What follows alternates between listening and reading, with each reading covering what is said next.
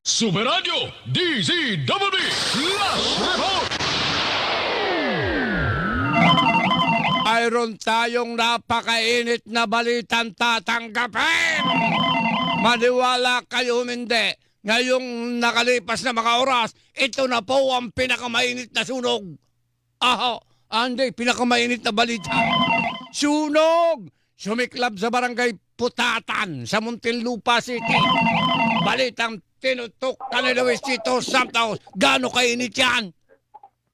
Yes, Karen, napakainit ito dahil isang sunog ang nagaganap na ngayon sa Barangay Putatan sa Muntinlupa City.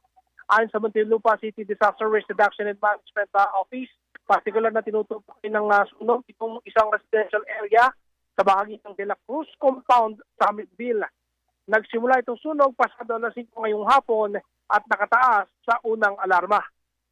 Samantala, Karen, kapapasok lang din balita to kaganapan dahil sumugod naman ngayon dito sa labas ng Senado itong mga taga-suporta ni Vice President Sara Duterte. Pasado alas 5 ngayong hapon na magmarcha itong grupong hakbang ng Maisog dito sa kaban ng Jokno Boulevard hanggang makarating dito sa may intersection malapit sa Senado. Hindi naman nakalapit ng gate Senado itong mga taga-suporta ni VP Sara matapos nga na harangan at barikadahan itong mga tauhan ng Philippine National Police.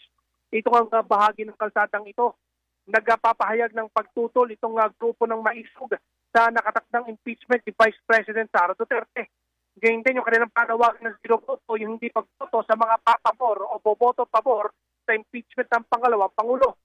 Nagpapahayag din ng suporta itong grupo ng Maisog para naman kay Senator Ronald Bato de la Rosa.